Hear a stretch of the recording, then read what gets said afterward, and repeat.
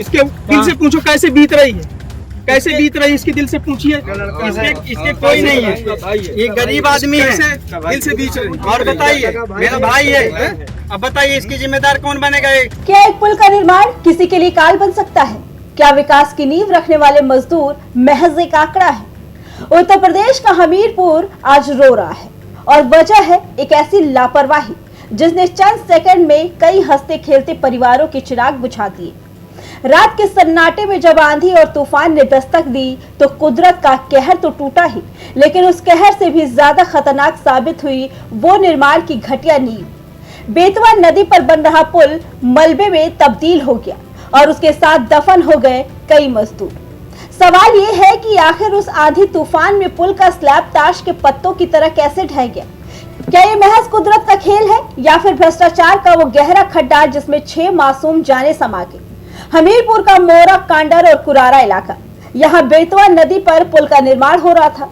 दावे पड़े थे, वादे विकास के थे, लेकिन देर रात जैसे ही आंधी ने जोर पकड़ा वैसे ही निर्माण की हकीकत सामने आ गई। भारी भरकम स्लैब भरभरा कर गिर गया। उस वक्त वहां काम कर रहे मजदूर मौत के साए में थे। चीख पुकार मची, अंधेरा था और नीचे मौत का इंतजार। अब तक की जानकारी के मुताबिक इस हादसे में 6 मजदूरों की दर्दनाक मौत हो चुकी, जबकि 3 जिंदगियों को जैसे तैसे मौत के मुंह से बाहर निकाला गया। मलबे के नीचे दबी जिंदगी अभी भी रेस्क्यू ऑपरेशन का इंतजार कर रही है। आज मोराकंदर गांव के पास एक सेतु निगम द्वारा कुरारा कंडौर परसानी मार्ग पे एक सेतु का निर्माण किया जा रहा था, जिसमें 2 विलेज रोड्स को जोड़ा जा रहा था। कल रात को शाम को एक एडवाइजरी प्रसारित की गई थी IMD द्वारा और प्रशासन द्वारा भी, जिसमें हमीरपुर के लिए तेज़ आंधी, तूफान और बारिश की संभावना जताई गई थी। इसके लिए हमारे द्वारा सभी जगह अवगत करा दिया गया था, सभी गाँव में डुग्गी वगैरह भी पिटवा दी गई थी। परंतु जो सुबह हमें जानकारी मिली, यहाँ पर जो ये सेतु बन रहा था इसमें कुछ एक सेक्शन गिर गया था रात को तकरीबन 2 से 2:30 बजे के बीच में जो हमें सूचना मिली। इस सेक्शन के ऊपर कुछ कर्मचारी थे, कुछ लेबर थे जो काम कर रहे थे। उसमें से कुछ लेबर, जो हमें अभी तक जानकारी मिल पाई है, उसमें से कुछ लेबर बरसात से बचने के लिए नीचे एक हाइड्रा मशीन थी उसके छाँव में थे और एक सेक्शन गिर जाने की वजह से उस समय उन पर गिर गया ये, और 6 लोग की दबने के हमें जानकारी प्राप्त हुई है। 3 लोग उसी जो सेक्शन गिरा था उसी में फंस गए थे बीच में। आज अभी तकरीबन 8:30 बजे जो 3 लोग फंसे थे उनको रेस्क्यू कर लिया गया है। रात को ही SDRF पहुंच गई थी यहाँ पर और पूरी पुलिस बल और प्रशासन भी तैनात था। जो 6 लोग हैं उसमें से 2 की बॉडीज़ को निकाल लिया गया है। अभी बाकी का ऑपरेशन अभी चल रहा है। अभी यहाँ पर मल्टीपल क्रेन्स मौजूद है, मल्टीपल JCB और पोकलैंड भी अभी मौजूद है और पूरी मुस्तैदी के साथ हम लोग यहाँ पर कार्य करा रहे हैं। पिलर गिर गया है, क्या वजह है? कौन कंपनी इस पर काम करा रही है? इसमें एक कंपनी शेल्टर कंपनी नाम से जो हमें बताया गया वो काम कर रही थी इसमें, और इसमें ये कार्य तकरीबन 2 साल से चल रहा था। कल रात को एक सूचना प्राप्त हुई थी कि जैसे यहाँ पे जो बेतवा नदी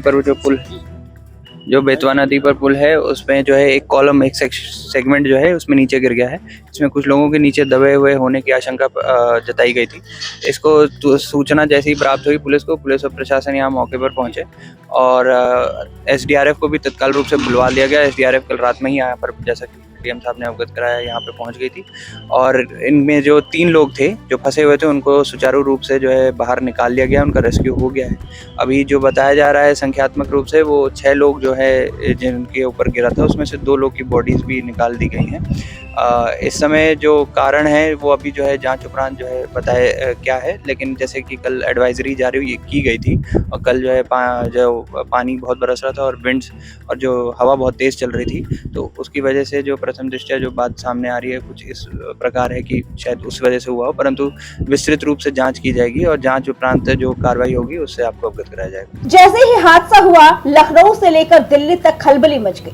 मुख्यमंत्री योगी आदित्यनाथ ने तुरंत संज्ञान लिया। पीड़ित परिवारों के लिए 5 लाख और घायलों के लिए आर्थिक सहायता का ऐलान हुआ। अधिकारियों को निर्देश दिया गया कि इलाज में कोई कोर कसर न छोड़े। लेकिन क्या सिर्फ मुआवजा ही उस मां की गोद का विकल्प है जिसने अपना बेटा खोया? क्या सिर्फ कागजी कार्रवाई से उन बच्चों का भविष्य सुरक्षित हो जाएगा जिन्होंने पिता का साया खो दिया? हादसे के बाद अब यूपी की सियासत भी उबल पड़ी है। घटना तेज आंधी तूफान रात में आया, करीब 11:30 बजे 12 बजे के समथिंग, और उस आंधी तूफान में सरकार ने अलर्ट भी जारी कर दिया था, सभी के मोबाइलों में आ रहा था और सभी को ये जानकारी हो गई थी क्या नाम से आंधी तूफान आने वाला है। फिर भी मजदूर बेचारे काम कर रहे होंगे, किसी कारण रात में दिन में तेज धूप होती है, किसी कारण कर रहे होंगे काम।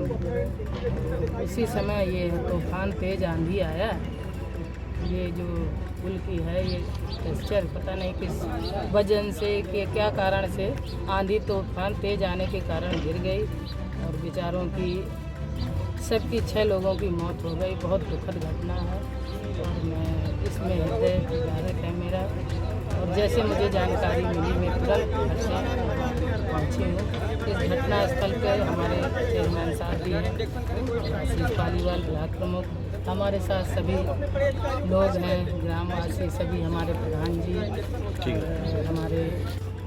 और आज सुनने में आया, हम लोग मौके में, हमारे माननीय अध्यक्ष जी भी हैं यहाँ पर रात्रि में मजदूर लोग काम कर रहे थे और गवर्नमेंट की तरफ से रेड अलर्ट भी जारी था। इसके बावजूद भी यहाँ पर रात्रि में काम हो रहा था।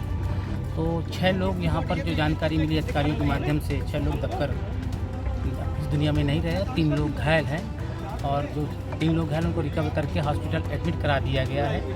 कहीं ना कहीं रेड अलर्ट के बावजूद भी रात्रि में काम हो रहा है, ये एक सोचनीय विषय है। और सरकार इस दुखद घड़ी में मृतक और घायलों के साथ खड़ी हुई है। कहीं ना कहीं ऐसा प्रतीत होता है कि कहीं ना कहीं लापरवाही है।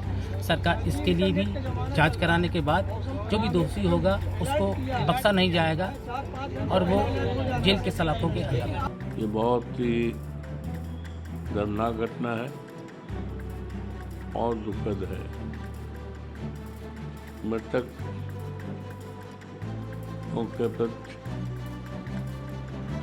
हम श्रद्धांजलि अर्पित करते हैं और उनके परिवारजनों के प्रति संवेदना व्यक्त करते हैं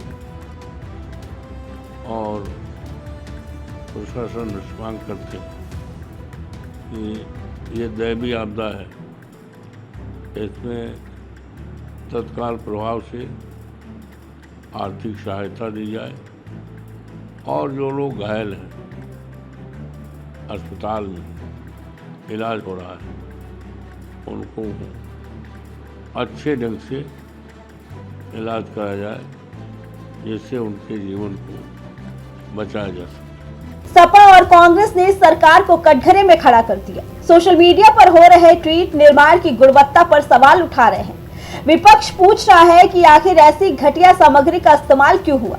क्या सिर्फ योगी सरकार का मुआवजे वाला नियम ही अब हादसे के बाद की इकलौती प्रतिक्रिया रह गई है? क्या जिम्मेदारों पर बुलडोजर चलेगा या ये मामला भी फाइलों के शोर में दब जाएगा? हादसा कुदरती था या भ्रष्टाचार का परिणाम? ये जांच का विषय है, लेकिन मुख्यमंत्री योगी आदित्यनाथ को अब ये सुनिश्चित करना होगा कि सिर्फ मुआवजा देकर खाना पूर्ति ना हो। जो भी इस मौत के पुल का जिम्मेदार है उसकी गर्दन तक कानून का हाथ पहुंचना चाहिए। हमीरपुर का ये मंजर डराने वाला भी है और आईना दिखाने वाला भी। इस पे आपका क्या कहना है, हमें कमेंट करके जरूर बताइए। Bureau report, prime TV.